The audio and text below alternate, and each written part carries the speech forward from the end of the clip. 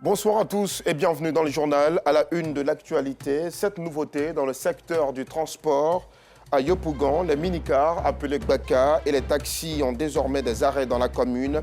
L'autorité de la mobilité urbaine dans le Grand Abidjan veut ainsi lutter contre le désordre et réduire les embouteillages.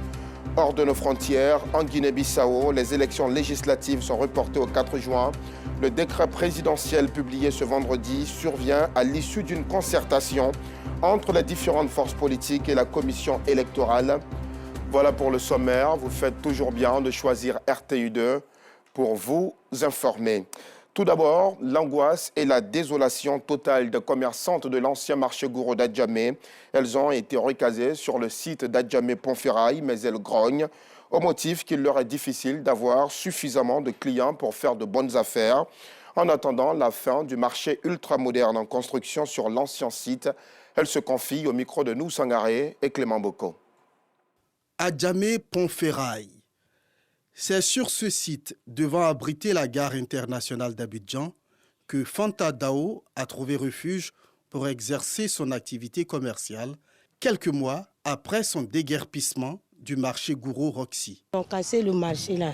On dit non, on n'a qu'à venir se débrouiller ici un peu. Ici, on finit de faire l'autre marché là. Tout client qu'on n'est pas ici. Il y a d'autres clients qui quittent à Bergerville, Livera. Et ne pas gagner une route pour venir payer les marchandises ici. Comme elle, Fatoumata Diakité et Lavi Koné font partie des rares commerçantes à s'être installées sur ce site provisoire où les clients se font rares. Une situation qu'elles vivent difficilement. On est venu ici, il n'y a pas de clients. On prend banane ici, on met banane, si c'est midi, on prend pour me promener un peu. Si les gens disent qu'ils vont venir, ils disent que c'est loin. Il n'y a pas de route pour descendre côte là. On est quitté à Gouro, marché Gouro. On est quitté là-bas, on est venu. Ici, il n'y a pas de marché. Les clients, ils ont peur de venir ici. Nous, on est là, il n'y a pas de marché. Souvent, on cherche barrage pour passer se promener. Les clients ne viennent pas. Les gens aussi ne viennent pas pour venir faire marché là. Vraiment, c'est difficile. Aujourd'hui, elle souhaite que les travaux du marché Gouro Roxy s'accélèrent afin qu'elles puissent récupérer leur place. On prie Dieu, ça n'a qu'à finir vite. Si ça finit vite, ça nous arrange. On veut marcher dans les cas moins chers. Si le magasin est trop cher, là, on ne peut pas gagner fonds de commerce pour aller travailler. Parce que les enfants à la maison, les enfants à l'école, s'ils ont fait marcher l'argent là, trop là, on va gagner l'argent pour faire marchandises. Ils n'ont qu'à vite faire là-bas. Si on est retourné là-bas, c'est bien aussi. Les clients nous connaissent là-bas. Sur ce site de construction du nouveau marché, les travaux se déroulent bien. Présentement, nous sommes déjà à la phase des fouilles. Ce sont des travaux d'excavation où nous allons enlever la terre à une profondeur de 12 mètres afin d'implanter tous les niveaux qui doivent être enterrés. Juste après cette étape, on va commencer d'abord par la réalisation du radier. Et quand on va finir le radier, c'est-à-dire, je vais parler de la fondation. Et maintenant, après ça, on va faire sortir le projet de terre au fur et à mesure. Les promotrices rassurent les commerçants qui ont hâte que les travaux s'achèvent. Nous disons à ces femmes, à ces commerçants qui sont dehors de patienter, ça a déjà démarré, de nous faire confiance. D'ici quelques temps, nous venons faire l'inauguration de ce marché. C'est un marché ultra moderne qui verra le jour sur ce site. C'est un marché sans modestie qui risque d'être le marché le plus beau même de la Côte d'Ivoire, peut-être même de la sous-région. C'est un marché de 8 niveaux. Nous avons 2 niveaux de sous-sol. Nous avons un rez-de-jardin, un rez-de-chaussée bas, un rez-de-chaussée haut. Nous avons le premier étage, le deuxième étage et puis nous avons une mezzanine avec des climatisations générales. Vraiment un marché hyper moderne. Un joyau architectural qui, selon les autorités municipales, donnera fière allure à la commune d'Adjamé. Ce marché Gouro, c'est un marché qui, les gens étaient installés ça et là dans un désordre. L'État veut aujourd'hui que ces petits commerçants qui sont à l'étal deviennent de grands commerçants, qu'ils sortent de l'informel pour venir au formel. Alors donc ce marché permettra Vraiment d'embellir notre belle commune, la commune d'Adjamé. Le nouveau marché Gouro d'Adjamé aura une capacité de 4000 places. Il est construit sur une superficie de 7431 mètres carrés. Les travaux vont durer 2 ans pour le bonheur des commerçants. Et cette évolution constatée dans le secteur du transport à Yopougon, à l'instar des bus, les minicars, communément appelés Gbaka, et les taxis ont désormais des arrêts dans la commune. Ce sont des arrêts minutes qui imposent désormais aux conducteurs de stationner avant de prendre des clients. Un projet de l'autorité de la mobilité urbaine dans le Grand Abidjan qui vise à réduire les embouteillages tout en améliorant la sécurité routière. Yopougon est la première étape d'un projet pilote qui va s'étendre bientôt dans plusieurs communes d'Abidjan. Clarisse Kanyala, Anissette Konan-Blessing. Fini les stationnements anarchiques dans la commune de Yopougon et bientôt dans le Grand Abidjan.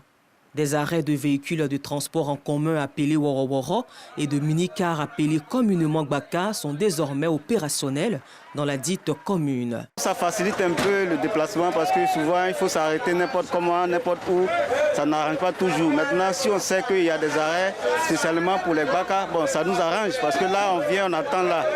Au lieu de se mettre partout au soleil. Avant, j'empruntais à Sipores. Voilà, là, c'était les taxis communaux, là, bleu, disons. C'était au coût de 400 francs. Maintenant qu'il y a les arrêts ici au SAB, ça allège le coût du transport. Vrai que je marche, mais c'est un peu mieux par rapport à Sipores. Ces arrêts minutes permettent aux chauffeurs de Gbaka et Woro de stationner et d'embarquer leurs clients pour éviter tout désordre. Les arrêts nous arrangent. Plus que quoi, on ne peut pas beaucoup freiner. On arrive à les arrêts, on gare en même temps, les passagers descendent. Parce qu'il n'y a pas les arrêts là. Un peu de temps on gare, un peu de temps on gare. Plus encore les policiers, encore ils nous fatiguent. Quand il cherche ici, là, si c'est pas arrêt, il ne gare pas. Voilà pourquoi il vient chercher ici. C'est rentable. C'est pareil, c'est la même chose là. C'est la même chose, il n'y a pas de différence là. Un projet innovant méconnu de certains conducteurs. Ce matin, c'est ce que le policier vient de me dire tout à l'heure, que désormais, que c'est à partir de là qu'on doit garer. Voilà, faire des arrêts minutes et puis on continue notre chemin. Mais c'est ce matin, ils sont en train de mettre en vigueur, sinon on n'était pas au courant que ça devait être appliqué comme ça. Moi, je veux qu'on nous donne des circulaires pour informer tous les chauffeurs pour ça. À l'origine de ce projet, l'autorité de la mobilité urbaine dans le Grand Abidjan, l'AMUGA, en collaboration avec la mairie de Yopougon et le groupe de travail de la mobilité de la commune Arrêt Minute. Les Abidjanais ont des avis divergents sur ce projet. C'est un très bon projet parce que ça va éviter beaucoup le désordre. Souvent même on te prend, arrivé à Djamé, ils n'arrivent pas à destination, te déposent quelque part et puis bon, eux ils s'en foutent. Ils te font payer peut-être 500 000 francs, mais tu n'arrives pas à destination. On dit bon, descendez. Voilà. Donc moi je pense que c'est un bon projet, j'adore ce projet. Je ne suis pas sûre qu'ils vont respecter parce que bon, il y a des personnes qui sont à proximité des gares, il y a des personnes qui ne sont pas à proximité. Donc si moi, je suis à Siporex et que je veux voilà, l'arrêt à 1 kilomètre même de moi, je préfère m'arrêter où il y a ma maison là, à proximité, et puis arrêter mon Warren et puis partir. Je vais marcher de chez moi 1 kilomètre et puis je viens maintenant à l'arrêt pour venir emprunter mon véhicule pour pouvoir partir. Bon, je pense que ça serait un peu compliqué, quoi. Je pense que c'est un bon projet dans la mesure où c'est vite de stationner n'importe où, n'importe comment. Mais en dépit de cela, ça a une contrainte parce que les arrêts minutes ne peuvent pas couvrir toute la zone entière. C'est éloigné. Vous voyez que certaines personnes descendent à des endroits où il n'y a pas d'arrêt minute. Donc ça fait une certaine contrainte. Quelles sont donc les missions de l'AMUGA et qu'est-ce qui a occasionné la création de ces arrêts de Gbaka et Woro? Dans le cadre de la professionnalisation des acteurs du transport artisanal en vue d'améliorer les conditions de montée et de descente des usagers, l'AMUGA, autorité de la mobilité urbaine dans le Grand Abidjan, a signé en avril dernier un mémorandum d'entente portant sur la construction, la maintenance et la gestion des arrêts et abris des transports en commun. L'absence d'arrêt minute précis engendrant mauvais stationnement et arrêt incessant perturbe la circulation. Pas seulement, il occasionne aussi des embouteillages monstres. Pour pallier ces difficultés, l'autorité de la mobilité urbaine dans le Grand Abidjan va construire des arrêts sur 4 axes pilotes, notamment La section de route du carrefour Sable au carrefour Gandhi sur l'avenue principale de Bel-Air dans la commune de Yopougon. La section de route du carrefour Zo au carrefour Samaké sur la voie du Zo. La section de route du carrefour La Vie au carrefour Fekese sur le boulevard Mitterrand sur la route de Benjerville. Et enfin, la section de route du carrefour Sipores au carrefour à Kadjoba sur la voie de Sipores dans la commune de Yopougon. La commune la plus peuplée d'Abidjan, Yopougon, aura donc 15 arrêts de stationnement appelés à 1 minute. 500 mètres, c'est la distance entre 2 arrêts.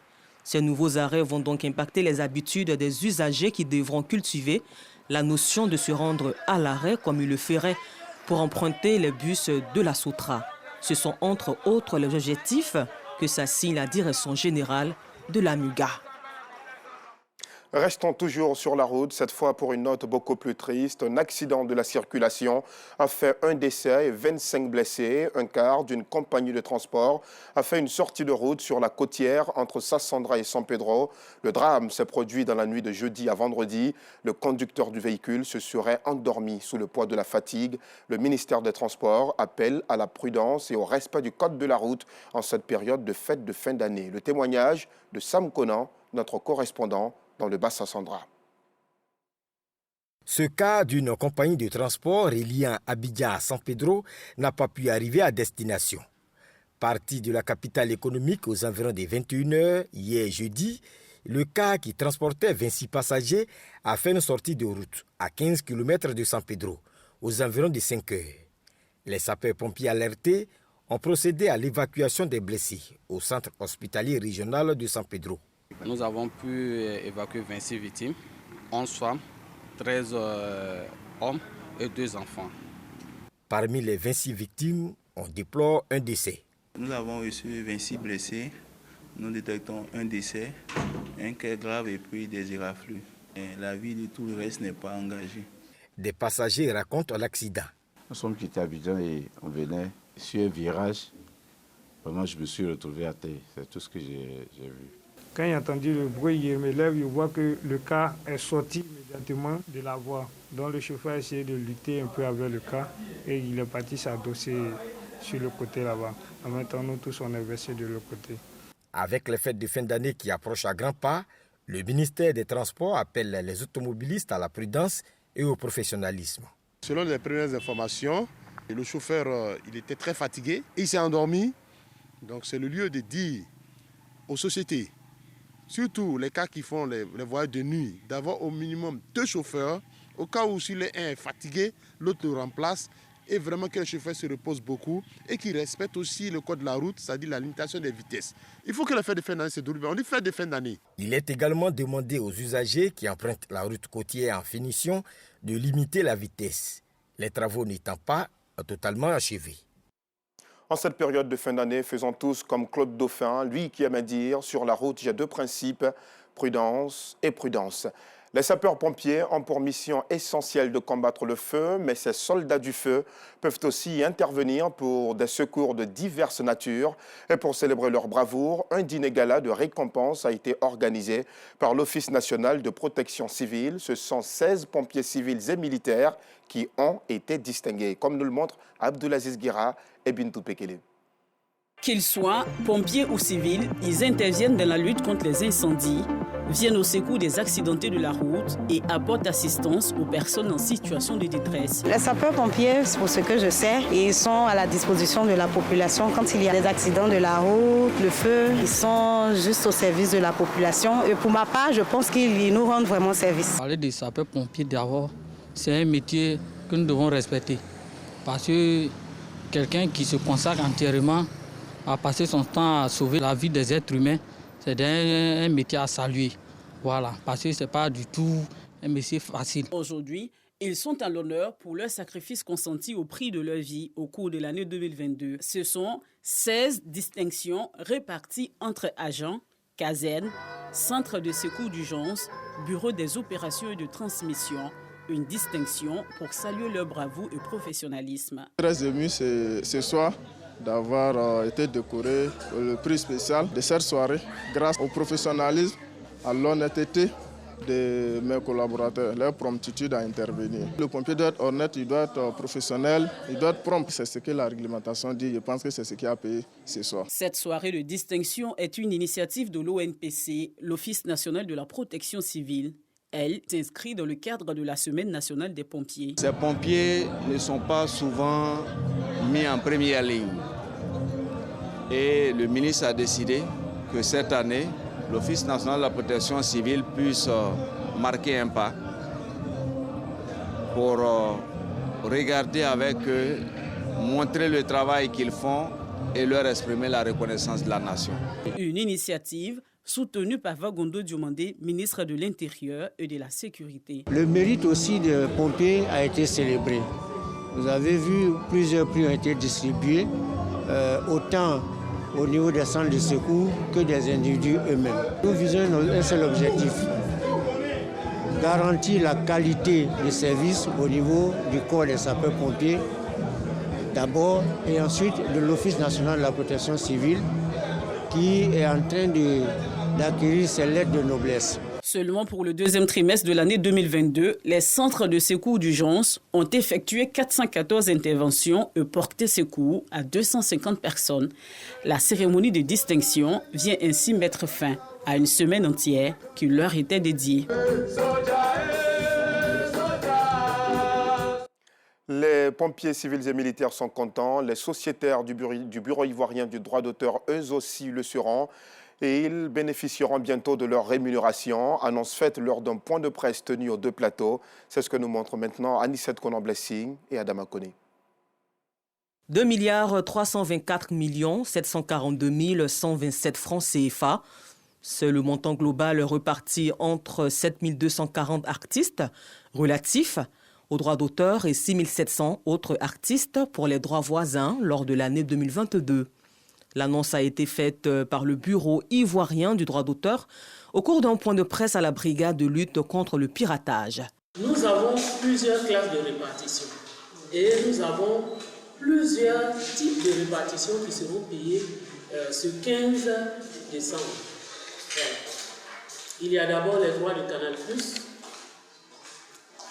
2021, pour son exploitation de 2021, les répartitions des droits de Star Times 2021 également, les droits classiques, pour lesquels nous faisons les bilans chaque trimestre, c'est-à-dire les droits de reproduction mécanique, les séances occasionnelles et les CRBT. Un point de presse qui a permis aux différents directeurs de services de revenir sur l'utilité des différentes offres du Burida à ses sociétaires.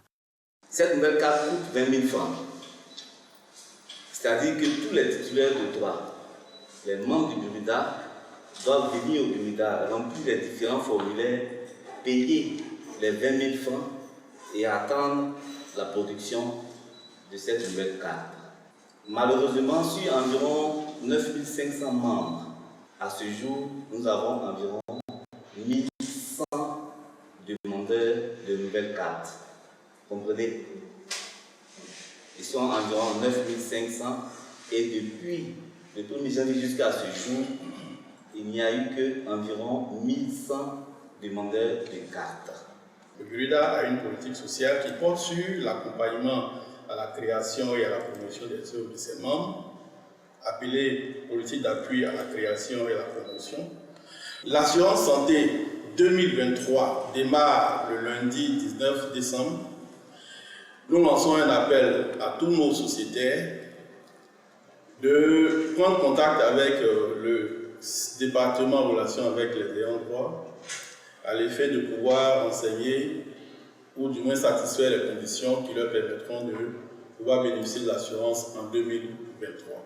Le Burida s'active pour procéder efficacement à la rémunération des droits des œuvres de l'esprit. L'idée, participer à l'épanouissement et au bien-être des artistes en leur redonnant leur dignité. Dans l'actualité sportive, la Direction générale des sports a initié hier jeudi à la Riviera Golf un atelier de réflexion pour mieux aborder les futurs Jeux olympiques. La Côte d'Ivoire souhaite se donner toutes les chances pour ramener au bord de la lagune ébriée le maximum de médailles. Plusieurs acteurs du mouvement sportif ont donc pris part à la rencontre qui concernait également les Jeux paralympiques, des compétitions qui se dérouleront à Paris en 2024. Les précisions de Samuel Meitch dans nos prochaines éditions.